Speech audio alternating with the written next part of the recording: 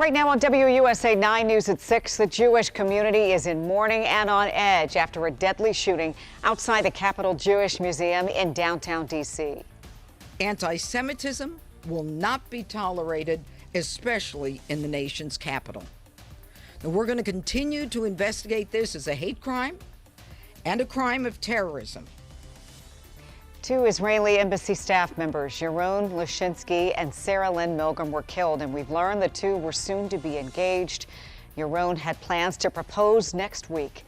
That shooting happened last night around 9:30. The suspect is identified as 31-year-old Elias Rodriguez.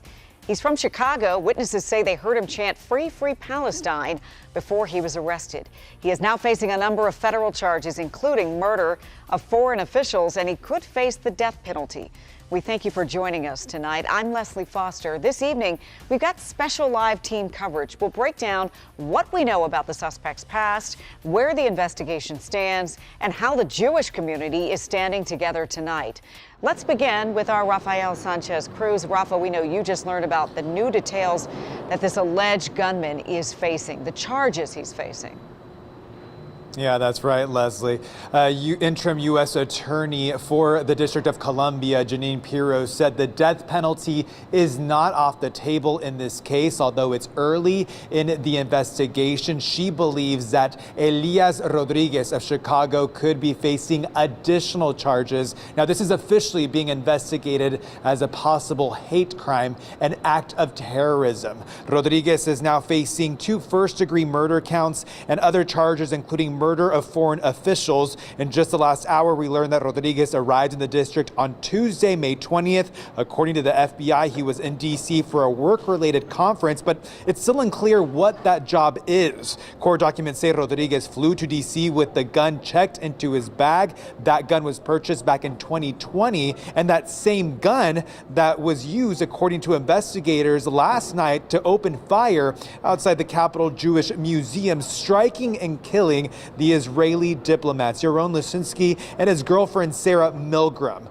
Court filings indicate that Rodriguez purchased a ticket to the event being held at the museum 3 hours prior to its start. Now, when Rodriguez was taken into custody, he allegedly told officers that he, quote, did it, and then added, quote, I did it for Palestine, I did it for Gaza, I am unarmed, end quote. D.C. officials are condemning yesterday's shooting, emphasizing that anti-Semitism will not be tolerated in the nation's capital.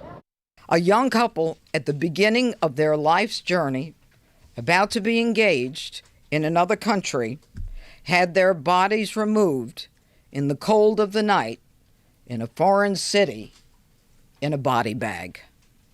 We are not going to tolerate that anymore. And I am not unaware, based upon my own background, of the repercussions of this kind of case. This is the kind of case that picks at old sores and old scars, because these kinds of cases remind us of what has happened in the past that we can never and must never forget. Right now, the FBI says they are trying to contact anyone who knew Rodriguez. That includes family, friends, and colleagues. They're also trying to get their hands on his electronic devices. And right now, the FBI also acknowledged some writings that were found online. They're trying to determine if he is the author of those writings. They did not go into detail about what those say. Now, as for D.C. police, they're going to up the security at religious centers, churches, and schools. But the FBI and D.C. police are asking also the help from the community. They want anyone who may have encountered Rodriguez between May 20th through the 22nd before the shooting to give them a call. That means if you had any encounter, if you saw him in any location. They say tonight that they have a pretty good idea where he was staying. But as you know, Leslie, they're trying to piece together this puzzle as they move forward with the investigation and potentially find other charges against him as he, again, faces a potential death penalty or life in prison. I'm live in downtown. Rafael Sanchez Cruz, back to you. Yeah, so much to put together here, Rafa, especially as we're all grappling with how to prevent this kind of violence. Rafa, thank you. Tonight, we're also learning some new details about the alleged gunman, including what happened in those moments after the shooting. Our Matthew Torres is live outside the federal courthouse downtown. Matthew, we know you just got your hands on the court documents in this case, and the suspect here is facing some significant federal charges. Yeah, that's right. And I was just in the courtroom for his first court appearance. It wrapped up less than 2 hours ago. 31-year-old Elias Rodriguez showed up in court today in an all-white jumpsuit. He remained largely quiet, pretty direct with his answers, and at one point even scanned the courtroom. Seeing who was there, it was filled with members of the press as well as attorneys. The U.S. Attorney's Office says this is a case that will require more work and time, calling the crime scene complicated. New court documents we have obtained right after the hearing revealed disturbing details. The document says that Rodriguez could be seen on camera getting closer to the couple shot as they got on the ground, leaning over them with his arm extended, firing his gun several times as one of them tried to crawl away, the woman. The court documents say he followed behind her and fired again. The filings go on to say he reloaded his gun and fired it at that same woman who managed to sit up. Authorities said that during an interview with detectives, Rodriguez admitted to admiring the man who set himself on fire outside the Israeli embassy in D.C. last year to draw attention to the Israeli-Palestinian conflict. You may remember the scene. This was also video from that man's vigil. Rodriguez calling that man a murderer. And today in court, he agreed to remain detained without a hearing for now. He was also appointed an attorney, knowing that his chances of a death penalty for these federal charges are pretty significant, knowing that here in D.C., the murder statute has a maximum sentence of life in prison. Leslie. As he looked around that courtroom, you have to wonder if he understood the gravity of his alleged actions. Matthew, thank you. Tonight, friends and colleagues are remembering the two staffers who were killed, Yaron Lashinsky and Sarah Lynn Milgram. As we mentioned, the couple planned to get engaged next week. Those who knew them say they had so much left to give this world. Sarah was a beautiful soul that was taken away from us brutally this morning. She had a great future, an amazing future ahead of her. Yaron was a good friend. He was part of community.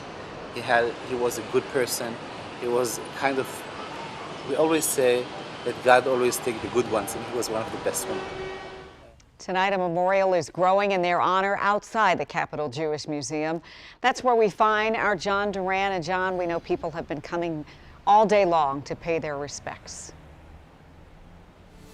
Yeah, today just in a kind of a set of bushes outside of the museum behind me, people have been coming by, dropping pieces of paper in those bushes with handwritten notes honoring the victims, some also leaving flowers, some lighting candles. This community outraged over this senseless killing, but will attempt to press on in their honor. Where the unimaginable happened less than a day ago is now a place for remembrance.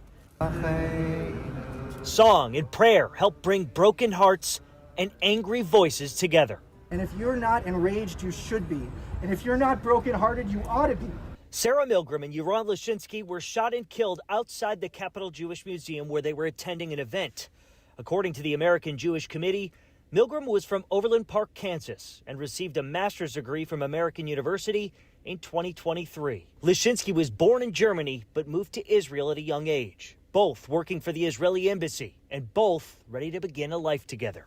These were two young, beautiful people, Yaron and Sarah, planned to be engaged next week in Jerusalem.